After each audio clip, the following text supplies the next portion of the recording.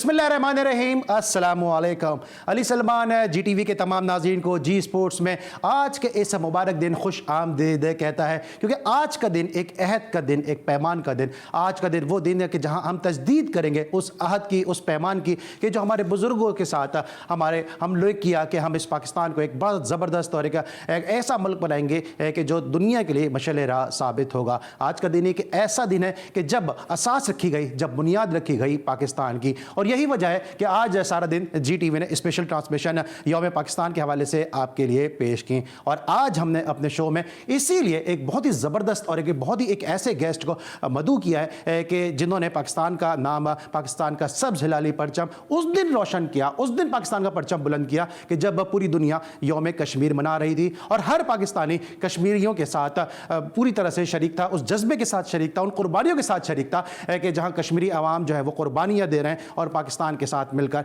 ला इलाहा इल्लल्लाह मुहम्मदुर रसूलुल्लाह का नारा लगा रहे हैं। उस दिन उन्होंने वो कामयाबी हासिल की। मजीद इस हवाले से बात भी करेंगे, लेकिन सबसे पहले जो प्रोग्राम का फॉर्मेट है कि एक नज़र सबसे पहले आज की टॉप स्टोरीज पर। प्रैक्टिस मैच में शादाब 11 ने बाबर आजम 11 को 4 विकेटों से शिकस्त दे दी। फिटनेस का कोई इशू नहीं, फिटनेस की वजह से मेरा एक भी मैच मिस नहीं हुआ। कोशिश होगी जैसे पहले खेलता था वैसे ही क्रिकेट खेलूं। शर्जील खान। ना कोई टास्क दिया है, ना कोई टारगेट दिया है, ये मैं अपनी इंडिविजुअली ट्रेनिंग कर रहा हूँ और मैं कोशिश कर रहा हूँ कि जो एक फिटनेस लेवल है मैं उसको अचीव करूँ। दौरा जनूबी अफ्रीका के लिए फास्ट बॉलर हसन अली ने बायो सिक्योर बबल में रिपोर्ट कर दी। भारत के हाथों इंग्लैंड को पहले वनडे मैच में शिकस्त का सामना। बॉक्सर मोहम्मद वसीम का फिक्सिंग की ऑफर मिलने का इंकिशाफ। बॉक्सर का कहना था कि मुझे 2016 में भारत से फिक्सिंग के लिए लाखों पाउंड्स की ऑफर आई थी जो मैंने ठुकरा दी थी। पड़ोसी मुल्क ने मुझे बहुत बड़ी ऑफर दी थी 100,000 पाउंड का, जो फाइट फिक्स करने के लिए, और मैंने उसको डिनाई किया था।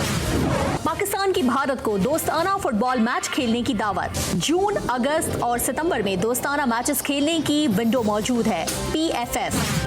कौमी वुमेन फुटबॉल चैंपियनशिप के शेड्यूल में तब्दीली। नए प्रोग्राम के मुताबिक चारों क्वार्टर फाइनल्स 28 मार्च को होंगे। All Pakistan chief minister Balochistan gold cup का शानदार इफ्तिताही मैच। बलूचिस्तान कलर्स ने आजाद जम्मू कश्मीर को 3-1 गोल से शिकस्त दे दी। जी नाज़रीन, आपने हेडलाइन देखी और जिस तरह मैंने पहले भी बताया कि आज का दिन बड़ा स्पेशल दिन है और स्पेशल डे पे स्पेशल गेस्ट हमारे साथ मौजूद है। पाकिस्तान का बेटा, पाकिस्तान का फर्जंद है कि जिसने पाकिस्तान का नाम पूरी दुनिया में अपनी उम्दा कारकर्दगी से रोशन किया। इसीलिए शायद शायर ने कहा है कि गुलशन नज़र अपना यूं ही आबाद रहेगा, गुलशन नज़र अपना यूं ही आबाद रहेगा, बदख्वाह जो इसका है वो बर्बाद रहेगा। आइए मिलाते हैं आपको हीरो पाकिस्तान के फर्जंद, पाकिस्तान के बेटे से, Ahmad Mushtaba वल्वरीन। Representing Pakistan, Ahmed Wolverine Mushtaba. Yeah, Michael, I believe Mujtaba really wants to put a pace. Outside leg kick from Mujtaba. Hands a little low on Raju. Scooping body shot there. Overhand right. Gets caught. Hands were low. Got caught. And Mujtaba did what he said he'd do. Finish Rahul Raju quickly. This contest for your winner, Ahmed Mushtaba. जी नाज़रीन, आपने देखी ये fight है कि जहां पर राहुल राजू को शिकस्त दी पाकिस्तान के इस नौजवान फर्जंद ने, पाकिस्तान के होनहार फर्जंद ने। और मेरे साथ इस वक्त बज़रिया टेक्नोलॉजी इस्लामाबाद से मौजूद है अहमद मुश्तबा। सबसे पहले तो अहमद, आपका बहुत बहुत शुक्रिया, आपके मैनेजर का बहुत बहुत शुक्रिया कि आपने इस खुसूसी दिन के मौके पर GTV के लिए टाइम निकाला, जी स्पोर्ट्स के लिए टाइम निकाला। कैसे आप ठीक ठाक हैं? जी अस्सलाम वालेकुम। जी अल्हम्दुलिल्लाह मैं बिल्कुल ठीक हूँ और आपका शुक्रिया, GTV का शुक्रिया कि उन्हें ऑन बोर्ड लिया इस 23 मार्च पे। और आई एम क्वाइट हैप्पी कि हमारे मुल्क में अच्छे लोग भी हैं जो कि टैलेंट को प्रमोट कर रहे हैं। सो I really appreciate.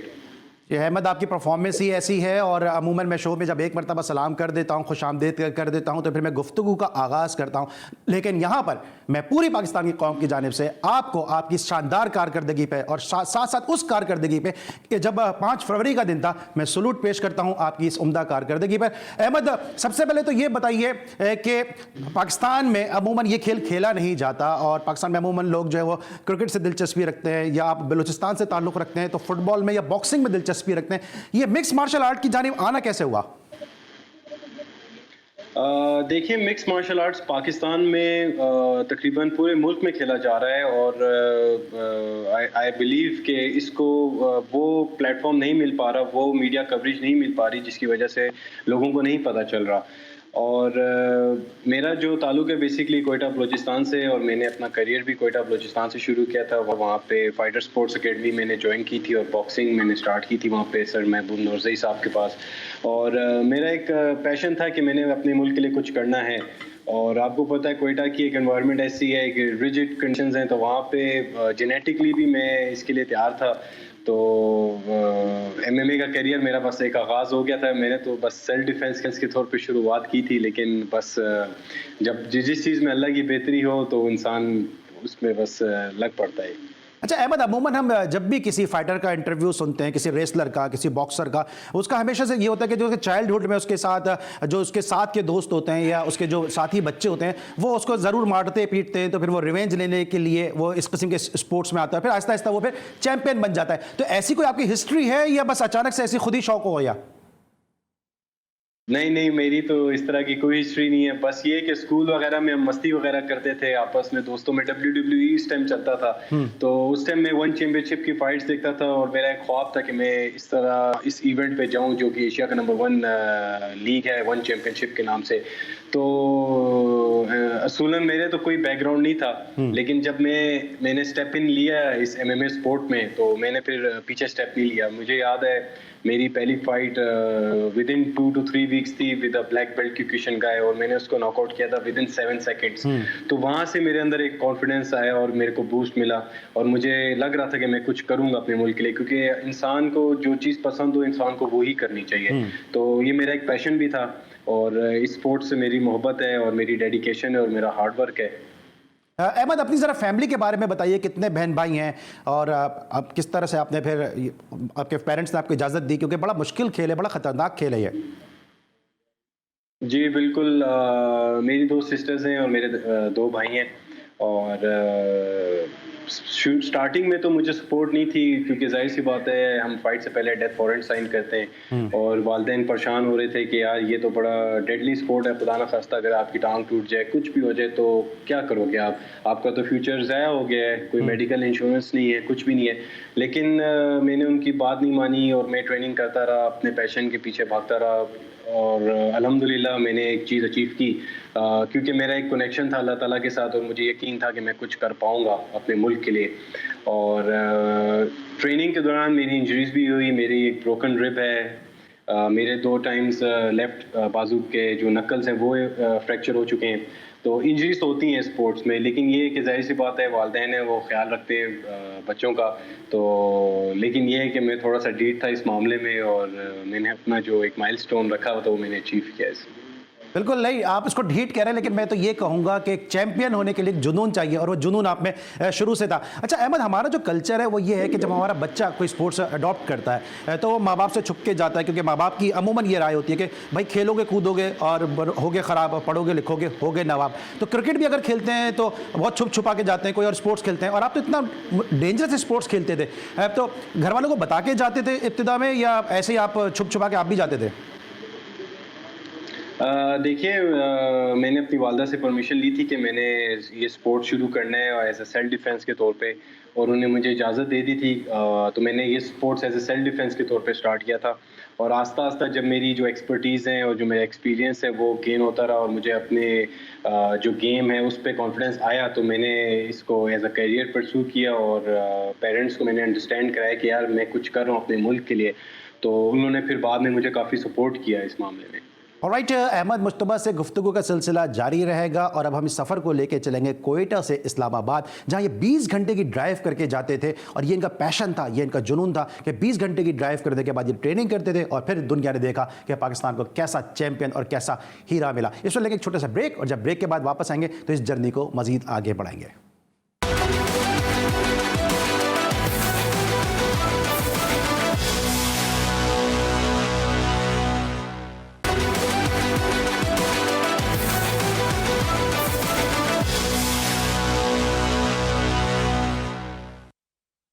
Welcome back after the break. और ब्रेक पर जाने से पहले हमारे साथ मौजूद थे पाकिस्तान के हीरो अहमद मुश्तबा वुल्वरीन, और हम इनसे इनके सफ़र के बारे में जानना चाह रहे थे। और फिर ये पहुंचे हैं जनाब हम इस्लामाबाद, और इस्लामाबाद में इनकी क्या तैयारियां रहीं। अहमद, ये बताइएगा शुरू में कितना मुश्किल आपका सफ़र था, क्योंकि लोगों को इस गेम के बारे में इतनी अवेयरनेस नहीं थी, और फिर जिस तरह मैंने पहले भी पूछा कि फैमिली की भी यकीनन इतनी सपोर्ट इब्तिदा में नहीं होगी, तो कितना मुश्किल रहा, कितनी कठिनाइयाँ आपको इसका सफ़र में आपको सामना करना पड़ा?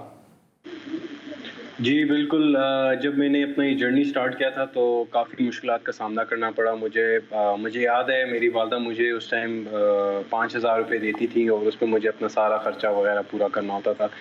तो जब मेरी वालदा ने देखा कि यार ये तो सेल्फ डिफेंस के तौर पे तो सीख रहा है, लेकिन साथ साथ ये फाइट्स भी करने लग गया है, तो ये तो मामला थोड़ा सा ख़राब हो गया है। तो वालदा ने डायरेक्ट उसको 1,500 रुपये कर दिए कि यार इसके पैसे मैं कम कर दूंगी तो ये आना जाना इसका कम हो जाएगा, तो इसका इंटरेस्ट वैसे ही ख़त्म हो जाएगा। तो वो जब मेरे को 1,500 रुपये मिलते थे तो ऐसा टाइम होता था कि I used to run 10 kilometres 15 kilometres daily, ताकि मैं अपने जिम तक पहुंच जाऊं और फिर वापसी आ जाऊं। तो वो मेरा एक पैशन था यार कि मैंने इस स्पोर्ट्स में कुछ करना है। और क्योंकि मैं एक हंग्री फाइटर था उस टाइम, और उस टाइम हमें न्यूट्रिशन का नहीं पता था, कोई स्पॉन्सर्स नहीं थे हमारे पास, क्योंकि नया नया स्पोर्ट आया। तो उस टाइम मुझे याद है उस टाइम मैट्स भी नहीं होते थे, हम लोग पत्थर के ऊपर ट्रेनिंग कर रहे होते थे। तो काफ़ी मुश्किलात का सामना था, कोई सपोर्ट नहीं थी, कोई फीडबैक नहीं थी। बस दिल में एक ख्वाहिश और एक आरजू यही होती थी कि यार अपने मुल्क के लिए कुछ करना है। तो और अल्लाह के साथ एक अटैचमेंट थी उस टाइम भी।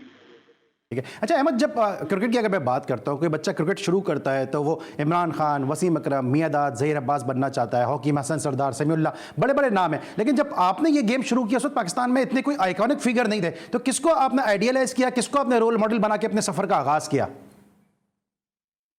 देखिए मैंने तो उस टाइम यही सोचा था कि मैं लोगों के लिए आइडल बनूंगा, ताकि लोग मुझे देखें और मुझे फॉलो अप करें, मेरे एक्सपीरियंस को देखें, मेरी जो लाइफ की स्ट्रगल है उससे सीखें चीज़ों को। और मैं हर इंटरव्यूज़ में अपनी लाइफ के एक्सपीरियंस शेयर करता हूँ, क्योंकि मैं चाहता हूँ कि जो हमारी यूथ है वो इन चीज़ों को सीखे, क्योंकि ज़िंदगी आसान नहीं है। हम वो पढ़ते थे कि life is so easy, life is not easy. आपने मुश्किलात का सामना करना है, चाहे कोई भी शोबा हो, और आपने पॉजिटिविटी के साथ चलना है, लेकिन स्ट्रगल इज़ मस्ट। आप जब वो स्ट्रगल में होते हैं, वो स्ट्रगल आपको एक अच्छा इंसान बनाती है, वो स्ट्रगल आपको कामयाब इंसान बनाती है, और उस स्ट्रगल में ही आपको एक्सपीरियंसेस मिलते हैं। तो मैं यही चाहता था उस टाइम कि मैं एक आइडल बनूं अपने लोगों के लिए, अपनी पाकिस्तान की आवाम के लिए, और अल्लाह ने मुझे वो मकाम दिया और मैं अल्लाह का बहुत बहुत शुक्रगुजार हूँ।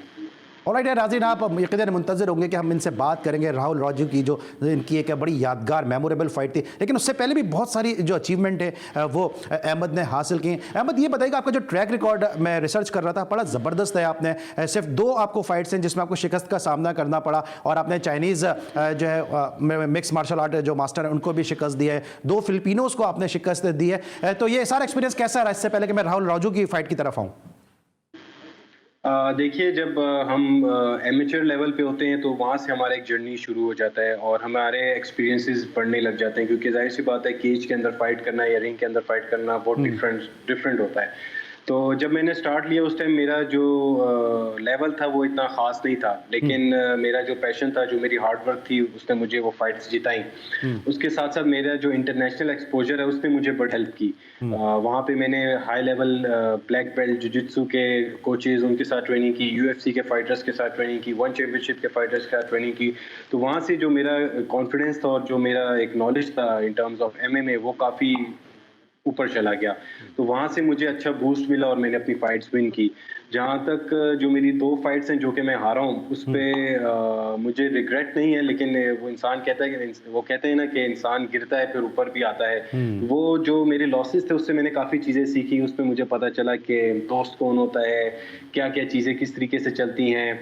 तो उस लॉसेस को मैंने कभी अपनी हार नहीं मानी, उसको मैंने अपना एक सबक के तौर पे लिया और उस सबक से मैंने काफ़ी चीज़ों को इम्प्रूव किया। राइट, आपने जो इब्तिदा में आपकी फाइट थी 7 या 8 के करीब आपने फाइट जो थी वो कंटिन्यूसली जीती, सीरीज में आपने फाइट जीती, फिर पे कीनू सबा के सामने आपको शिकस्त हुई, तो क्या था कि जीत के थोड़ी आदत पड़ गई थी कि या थोड़ा सा ये हो गया था यार जीते तो जा रहा हूँ ठीक है, थोड़ी मेहनत में कमी हो गई थी?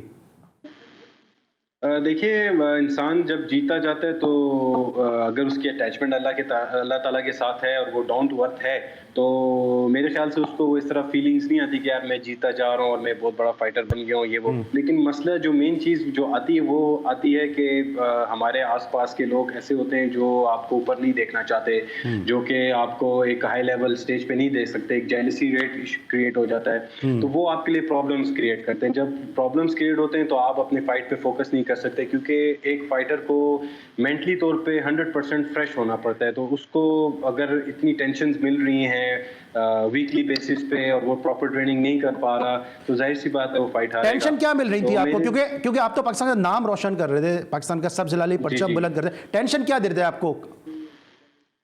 देखिए, टेंशन तो ट्रेनिंग्स के इन टर्म्स से होती है ना कि ट्रेनिंग प्रॉपर नहीं हो रही, स्पॉन्सर्स नहीं मिल रहे, न्यूट्रिशन पूरी नहीं हो रही, गलत गाइडलाइन हो रही है। तो एक नया फाइटर जिसने इतनी चीज़ें नहीं देखी, तो उसके लिए बड़ा मुश्किल होता है कि वो खुद से अपनी चीज़ों को लेकर चले। और अल्हम्दुलिल्लाह मैंने अपने आप को एक चीज़ बनाया, एक अच्छा फाइटर बनाया, पाकिस्तान का परचम हाई लेवल पे रिप्रेजेंट किया। तो मेरी जो एक्सपर्टीज़ थी, जो मेरी नॉलेज थी, जो मैंने इंटरनेशनल कैंप्स लगाए, उसकी वजह से मैं आज इस लेवल पे हूँ। अच्छा, इससे ये राहुल राजो से पहले भी आपने एक इंडियन को शिकस्त दी है, संजवान को आपने हराया, लेकिन उस वक्त इतनी ज़्यादा ये चीज़ लाइमलाइट में क्यों नहीं आ सकी, उस वक्त आपको इतना फेम क्यों नहीं मिल सका? बिल्कुल, इसी बात का तो हमें तकरीबन सारे फाइटर्स को दुख होता है कि यार हम अपनी जान को हथेली पे रख के अपने पाकिस्तान जैसे प्यारे मुल्क को रिप्रेजेंट कर रहे हैं और हमें वो सपोर्ट, वो फीडबैक नहीं मिल रही। मुझे याद है मैंने अपने जो फर्स्ट टाइम मैंने इंडियन फाइटर को हराया था 1 मिनट 10 या 15 सेकंड्स में, तो उस टाइम भी मेरी एक एक्सपेक्टेशंस थी मीडिया से और लोगों से कि यार मैंने इंडिया को हराया, बहुत बड़ा कारनामा किया है। लेकिन वो कहते हैं ना कि आपने एक्सपेक्टेशन सिर्फ अल्लाह की ज़ात से रखनी है। तो वहाँ से मेरा एक जो मोटिव था, जो मेरा एक माइंड सेट था, वो चेंज हुआ। और जबकि अभी वाली फाइट वो थी कश्मीर डे पे, तो उसकी वजह से आई थिंक एक बूस्ट मिला और लोगों को पता था कि अहमद बुलबुरीन कौन है। बस वो एक राइट टाइम जो था वो आ चुका था, क्योंकि अल्लाह ताला ने हर चीज़ का टाइम मुकर्रर किया। तो इंसान को सिर्फ सब्र के साथ चलना है। बिल्कुल, मैं राहुल की फाइट की तरफ जरूर आऊंगा क्योंकि हमारे तमाम व्यूअर्स जानना चाहेंगे, लेकिन थोड़ा सा मैं भी जरा सस्पेंस रखना चाहता हूँ। ये बताइए कि एक आइडियल उम्र क्या है, एक अगर कोई बच्चा शुरू करता है मिक्स मार्शल आर्ट, तो उसकी एक आइडियल उम्र क्या होती है? देखिए, मैं तो ये प्रेफर करूंगा और ये कहूंगा जो हमारे बच्चे हैं अराउंड लाइक 5-6 इयर्स ओल्ड, वहाँ से उनकी ये जर्नी स्टार्ट हो जाए, वहीं से इनकी बेस बनना शुरू हो जाए। क्योंकि मैंने अपना जो जर्नी है वो स्टार्ट किया था when I was 17 years old. तो इसमें बेसिकली ये है कि अगर आप चाहते हैं कि आपका बच्चा एक फाइटर बने, एक नेशनल हीरो बने, तो आप उसको अर्ली स्टेज पे डाल दें ताकि उसकी बेस अच्छी, उसका बैकग्राउंड अच्छा बन जाए। लेकिन अगर आप उसको चाहते हैं कि सेल्फ डिफेंस के तौर पे सीखे, तो there is no age for learning MMA. 20 to 30 even 40 years old, मैं ब्राज़ील में था, बूढ़े लोग ट्रेनिंग कर रहे हैं जिजित्सु की। तो ये एक ऐसा स्पोर्ट है कि आप अगर इसको सेल्फ डिफेंस के तौर पे सीखना चाहें तो देयर इज नो। अहमद, थोड़ा सा ये एक्सपेंसिव भी है क्योंकि जाहिर सी बात है इसमें आपको डाइट का भी बड़ा कॉन्शियस होते होंगे आप, साथ साथ इसके इक्विपमेंट भी महंगे होते होंगे, फिर आपको जो उसकी लिए फिजिकल आपकी रिक्वायरमेंट है वो भी, जो जिम करना है वो भी बड़ा बहुत हाई प्रोफाइल जिम होना चाहिए। तो क्या एक्सपेंसिव गेम है, क्या एक मिडिल क्लास ये अफोर्ड कर सकता है?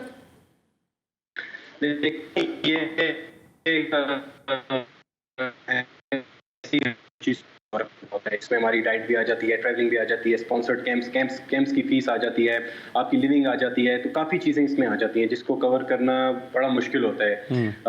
मेरा ताल्लुक एक मिडिल क्लास फैमिली से है, तो स्पॉन्सर्स, हमें मेन चीज़ जो है वो स्पॉन्सर्स है। देखें, मेरे पास अभी भी लड़कों के मैसेजेस आते हैं कि हमने फाइटर बनना है, हमारा बैकग्राउंड स्ट्रांग नहीं है, हमारे पास पैसे नहीं है। तो मैं उनसे यही कहता हूँ यार कि आप इसको ज़रूर सीखें एज अ सेल्फ डिफेंस के तौर पे, लेकिन एज अ कैरियर मत चूज़ करें, क्योंकि आपके पास स्पॉन्सर्स नहीं है, आपके पास हाई प्रोफाइल बैकग्राउंड नहीं जिसकी वजह से आप इतने अखराजात उठा सकते हैं। मैंने बड़ी मुश्किलात का सामना किया है, बहुत ज़्यादा। तो जो मेरे अंदर एक चीज़ थी वो यही थी कि मेरी एक कनेक्टिविटी थी अल्लाह ताला के साथ। मेरे को ये नहीं था यार कि मेरे पास पैसे नहीं है, मेरे पास ये नहीं, बस अल्लाह ताला ने मेरे लिए वसीले बनाता है कि अल्लाह ताला, और मुझे इस मकाम पे वैसे आपकी डाइट बात हुई। हाँ, वैसे आपकी डाइट है क्या, आप क्या डाइट लेते हैं?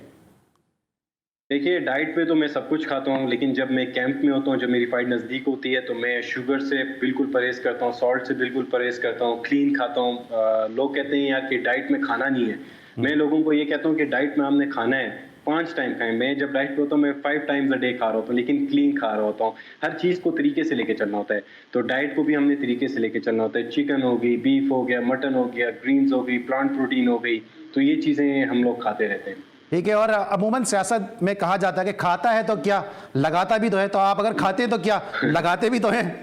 लगाते भी हैं, बिल्कुल ऐसे ही है। ऑलराइट, इस वाले के एक छोटा सा ब्रेक हो, जब ब्रेक के बाद वापस आएंगे तो आएंगे राहुल राजू वर्सेस अहमद मुश्तबा की इस मशहूर जमाना फाइट पे, और जानेंगे उसके पीछे क्या स्टोरी, क्या सीक्रेट ऑफ सक्सेस था। मिलते हैं एक छोटे से ब्रेक के बाद।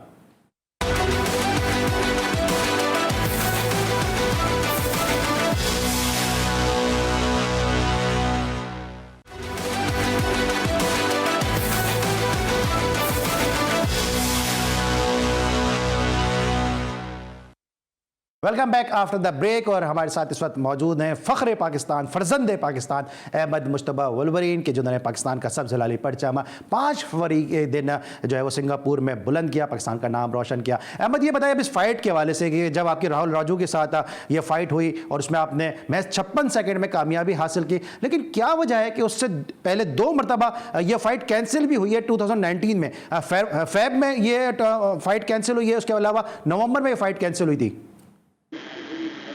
जी बिल्कुल, 2 टाइम्स ये फाइट कैंसिल हो चुकी है। एक दफ़ा मेरे वीज़े का इशू बन गया था जिसकी वजह से मैं जा नहीं सका, और दूसरी दफ़ा कोविड स्टार्ट हो गया था जिसकी वजह से।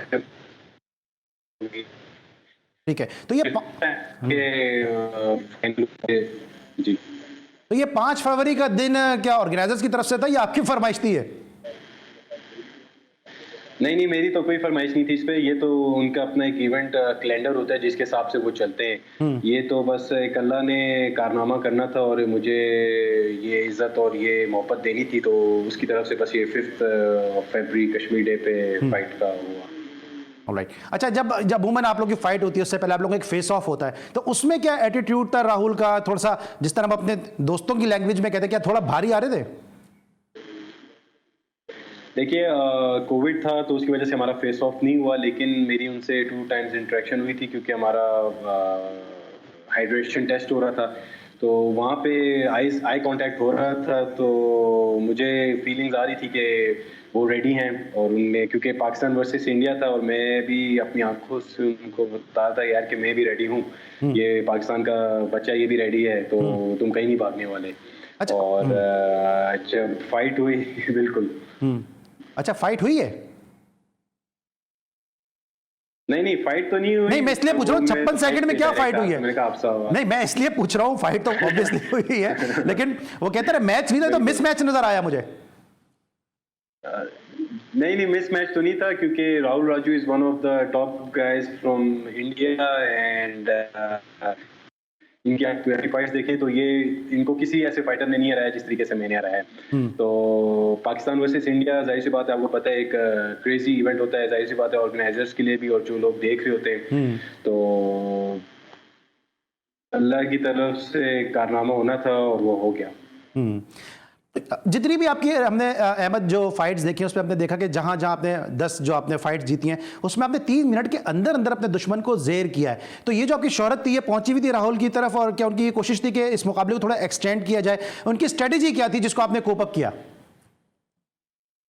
देखिए, मैं जब इस फाइट के लिए तैयार हो रहा था तो मैंने अपने आप को रेडी कर लिया था कि यार ये फाइट मैंने 3 राउंड लड़नी है, क्योंकि फाइटर्स, ये स्पोर्ट ऐसा है इसमें कि किसी सेकंड किसी मिनट भी कुछ भी हो सकता है। तो मैंने अपने आप को रेडी किया हुआ था कि यार मैंने 3 राउंड ये फाइट खेलनी है, और चाहे इसमें मेरा हाथ टूट जाए या मेरी टांग टूट जाए, मैंने ये फाइट जीतनी है। हर हाल में पाकिस्तान का परचम मैंने बुलंदी से लहराना है। तो जब फाइट शुरू हुई तो मुझे फीलिंग्स आ रही थी यार कि मैं इसको फर्स्ट राउंड में ही नॉकआउट करूंगा, क्योंकि मैं रेडी था, मैंने बड़ी हार्ड टफ ट्रेनिंग की हुई थी और मैं मेंटली तौर पे रेडी था और फ्रेश था। तो जैसे ही मुझे मौका मिला मैंने अपना प्लान एग्जीक्यूट किया, क्योंकि इसमें देखें दोनों फाइटर्स ट्रेनिंग कर आ रहे होते हैं, जो मेन चीज़ उस टाइम रोल प्ले करती है वो होती है आपका माइंड, कि आपका माइंड उस टाइम कितना एक्टिव, आप कितना उस टाइम प्रेजेंट हैं उस मूवमेंट में। तो मैं उस टाइम 100% प्रेजेंट था मूवमेंट में, और मुझे लग रहा था कि मैं इस टाइम इसको नॉकआउट करूंगा, और मुझे चांस मिला, मैंने उसको अवेल किया और मैंने फिर अपनी वहाँ पे खुशी का इजहार किया। अच्छा, क्रिकेट में या दूसरे खेलों में आप जब बात करते हैं होम ग्राउंड का एडवांटेज, ठीक है, कहने को तो राहुल राजो इंडिया के थे, केरला के थे, लेकिन he got the training in Singapore, he move to Singapore in 2011। तो उनको जो होम ग्राउंड का एडवांटेज था या होम ग्राउंड का एडवांटेज था, वो आपके लिए कितना डिसएडवांटेज हुआ या आपके लिए वो एडवांटेज हो गया क्योंकि उन पर प्रेशर आ गया? देखिए, अभी तो मैं एक प्रोफेशनल फाइटर हूँ, और एक प्रेशर वाली बात तो है ही नहीं, क्योंकि जाहिर सी बात है जब हम केज के अंदर जा रहे होते हैं तो असूलन मैं देखता हूँ कि फाइटर्स होते हैं और जो एनिमल होते हैं उनको डर लग रहा होता है। तो अल्हम्दुलिल्लाह मुझे ऐसा कोई कभी फील ही नहीं हुआ, ना कभी मैंने इस तरह सोचा कि मैं किसी के होम पे जाके लड़ रहा हूँ। मुझे अपनी फाइट के रिलेटेड बस ये होता है कि यार मैंने फाइट करनी है और ये फाइट जीतनी है हर हाल में। अमूमन माइक टायसन के लिए कहा जाता है कि उनकी बाउट शुरू होती है और लोग जो एक्सपेक्टेटर मौजूद होते हैं उनकी बाउट देखने के लिए एरिना में, उनके चिप्स के पैकेट भी अभी ओपन नहीं होते हैं, वो नॉकआउट कर देते हैं। तो आपका भी कुछ ऐसा ही इमेज बनता जा रहा है?